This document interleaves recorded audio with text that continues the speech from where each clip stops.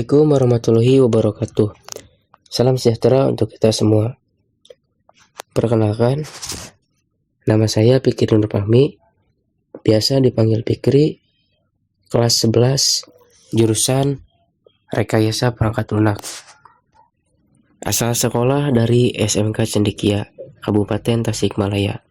Pada pertemuan kali ini, saya akan menjelaskan beberapa teori mengenai pemrograman web dan perangkat bergerak, yang dimana materi yang akan kita pelajari yaitu konsep www, teknologi aplikasi web, macam-macam browser, konsep web server, macam-macam software web server, macam-macam editor teks, tool pengaman web, dan lain-lain.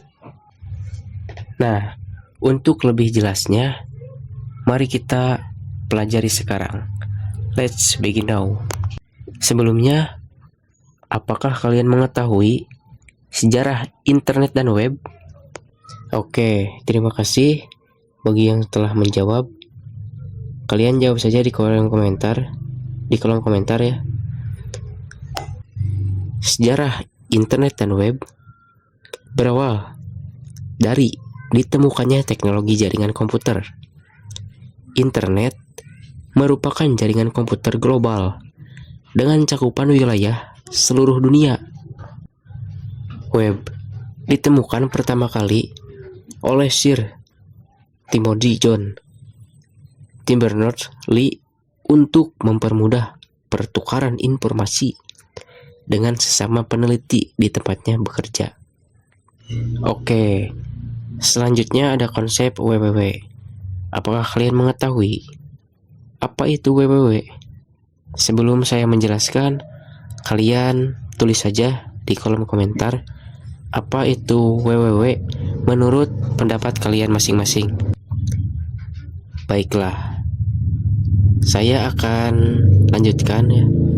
www adalah kepanjangan dari World Wide Web, yang mana suatu ruang informasi yang dipakai oleh pengenal global yang disebut Uniform Resource Identifier atau URL untuk mengidentifikasi sumber-sumber daya yang berguna.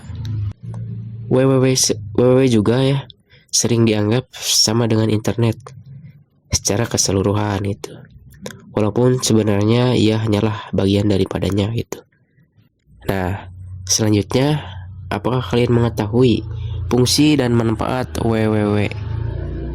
Oke, fungsi dan manfaat www yaitu menyediakan data dan informasi apapun dari manapun agar dapat diakses orang lain di seluruh dunia itu. Nah, kalian juga harus mengetahui 5 dasar www. Nah, yang pertama ada hypertext, ditemukan oleh Ted Nelson. Hypertext yaitu teks-teks tertulis non-sekuensial yang memiliki percabangan dan menyediakan pembaca berbagai pilihan sebagai bacaan yang menarik pada layar interaktif. Adapun jenis-jenis hypertext, yang pertama mungkin Hypertext Transfer Protocol atau yang biasa kita sebut yaitu HTTP ya. Yang mana protokol ini digunakan oleh World Wide Web untuk mendefinisikan bagaimana suatu pesan bisa diformat dan dikirimkan dari server ke klien. Selanjutnya ada Hypertext Markup Language atau yang biasa kita sebut sebagai HTML ya. Nah, bahasa ini menggunakan tanda-tanda tertentu atau tag ya, untuk menyatakan kode-kode yang harus ditafsirkan oleh browser agar halaman tersebut dapat ditampilkan secara benar ya. Nah, yang kedua ada hypermedia, yang mana media yang tidak hanya memuat teks saja ya, namun juga foto, audio, video, dan grafis komputer. Situs yang memanfaatkan hypermedia diantaranya bisa kita cari ya di Google atau di mana itu. Yang mungkin yang pertama adalah YouTube, Instagram, Pinterest, dan lain-lain ya. Banyak, bisa kalian cari juga di browser lainnya. Nah, yang ketiga ada web browser, yang mana software ini digunakan untuk menjelajah internet atau untuk mencari informasi dari suatu web yang tersimpan di dalam komputer. Adapun, macam-macam web browser. Di antaranya, yang pertama mungkin ada Google Chrome, kemudian ini Microsoft Edge, ini Firefox, ini Opera, dan yang terakhir ini Safari ya. Mungkin ini web browser yang paling banyak digunakan. Kemudian yang keempat ada web server. Software ini memberikan layanan database dan berfungsi menerima permintaan dari klien. Nah, ini adalah contoh konsep web server ya. Bisa kalian amati terlebih dahulu. Selanjutnya, yang kelima ada URL, yaitu Uniform Resource Locator. Nah, URL ini rangkaian karakter menurut suatu format standar tertentu yang digunakan untuk menunjukkan alamat di internet. Nah, posisi URL ada di pojok sini ya, bisa kalian amati gambar berikut. Selanjutnya ada jenis web server. Yang pertama ada Apache HTTP server ya ini. Nah, web server ini yang paling populer, yang banyak digunakan di seluruh penjuru dunia ya. Kurang lebih 40% dari keseluruhan itu. Nah, Apache ini pertama dirilis pada tahun 1995 oleh Apache Software Foundation. Yang kedua ada Ning. Ning ini pertama dirilis pada 4 Oktober 2004. Meskipun masih banyak ya, meskipun masih terbilang baru di dunia web server, tapi pengguna web server Ning terus mengalami peningkatan dari tahun ke tahun. Ning menguasai kurang lebih 15%. Nah, ini juga Ning terbilang lebih stabil dan hemat resource.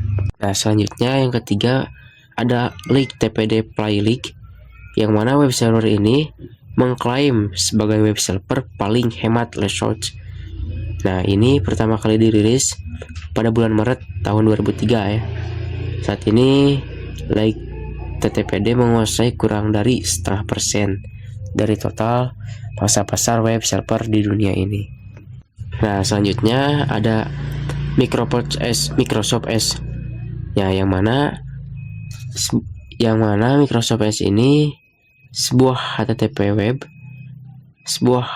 web server ya, yang digunakan dalam sistem operasi server Windows, mulai dari Windows INT 4.0 server, Windows 2000 server, atau Windows Server 2003. Edge menguasai lebih dari 28% pangsa pasar web server di seluruh dunia, yang sekaligus menempatkan Edge. Nah, selanjutnya ada text editor. Nah, apakah kalian mengetahui text editor itu apa? Nah, coba kalian cari tahu apa itu text editor menurut pendapat kalian masing-masing ya. Nah, text editor ini adalah suatu tempat untuk meletakkan barisan-barisan source code atau script suatu bahasa pemrograman. Nah, di sini ada beberapa macam text editor, yaitu yang pertama mungkin ada Notepad ya. Notepad ini adalah text editor bawaan Windows yang sudah ada sejak 1985. text editor simple ini ya termasuk juga. Nah, selanjutnya ada Notepad++ ya. Nah, Notepad++ ini diciptakan oleh Adam Don Ho pada tanggal 24 November tahun 2003 ya. Nah, Notepad++ ini mendukung banyak bahasa pemrograman ya, kinerjanya cepat, mendukung sintak highlighting, mendukung autocomplete dan lain-lain ya, masih banyak. Kemudian ada Sublime Text. Nah, Sublime Text ini pertama kali dirilis pada tanggal 18 Januari 2008 ya. Nah, ini juga mendukung banyak bahasa pemrograman. Nah, mendukung autocomplete, mudah memanajemen file, kinerja lambat untuk komputer spesifikasi rendah ya. Nah, ini juga Sublime ya. Banyak digunakan di berbagai penjuru dunia ya. Yang dulu pernah viral gitu. Kemudian Visual Studio Code juga ya. Di sini ada Adobe ya, Adobe Dreamweaver ya. Dahulu bernama Macromedia. Nah, ini juga banyak fitur, mendukung juga autocomplete, mendukung site management, mendukung drag and drop design, non-free software juga ya. Kemudian untuk tool pengembangan web, nah untuk tool pengembangan web ini dapat mengembangkan atau menciptakan suatu website, dibutuhkan alat bantu tool ya sesuai ya. Masing-masing tool memiliki peran dan fungsi yang berbeda. Nah, adapun tool yang dimaksud adalah yang pertama, kalian harus mempunyai web browser. Nah, karena website ditampilkan atau dijalankan dalam web browser, maka web browser merupakan perangkat utama yang harus dimiliki oleh seorang pengembang web. Bisa kalian pahami? Nah, yang kedua ada debugger dan compiler. Nah, dalam melakukan pengembangan, seringkali kita menemukan banyak masalah pada script. Untuk menyelesaikan masalah tersebut, kita harus dapat mengerti kenapa masalah bisa muncul dan lalu mencari solusi dari permasalahan tersebut. Nah, debugger dan compiler ini adalah solusinya ya. Kemudian yang ketiga ada text editor, yang mana tool yang digunakan untuk mengetikkan source code suatu bahasa pemrograman tertentu. Yang keempat ada web server dan database server ya. Nah, web server digunakan apabila kita membuat web dinamis, sedangkan database server digunakan apabila kita membutuhkan basis data untuk menyimpan data. Nah, mungkin sekian ya untuk pertemuan pertama kali ini. Terima kasih untuk kalian semua yang telah menonton video ini. Jangan lupa yang belum subscribe, tolong di subscribe terlebih dahulu, klik, komen, dan share video ini kepada teman-teman atau rekan-rekan kerabat kerja sekolah kalian. Terima kasih. Assalamualaikum warahmatullahi wabarakatuh.